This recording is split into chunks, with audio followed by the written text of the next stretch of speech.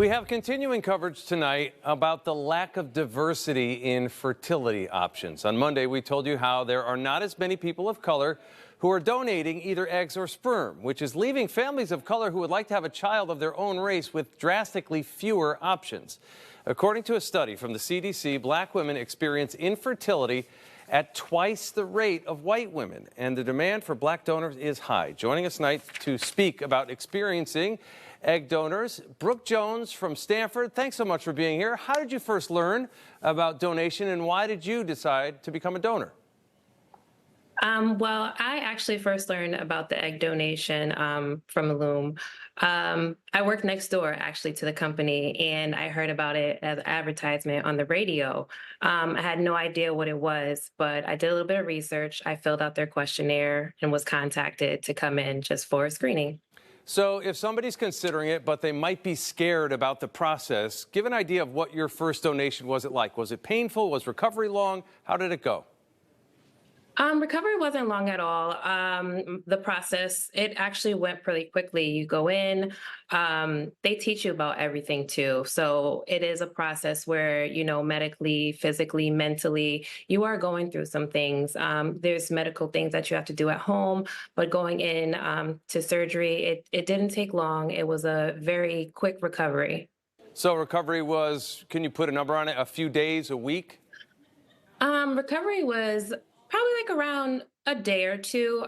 You can't really do a lot of strenuous exercising or anything like that after that for probably I would say like a week, maybe a week and a half.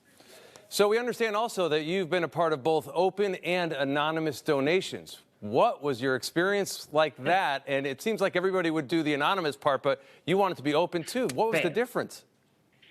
I would say, so my first and my third donation were both anonymous. My second one, I think it was open and I loved it. I got to talk to the family. They got to meet me. They got to get to know me a little bit more. I got the chance to get to know them. They seen pictures of me. And I think having that connection with them now, it's a great feeling.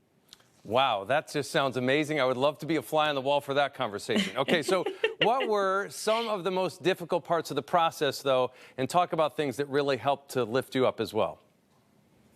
I would say the one difficult thing about it, I used to work in the medical field for a while, but being home and having to introduce these, I would say the medical side to you, you have to give yourself injections.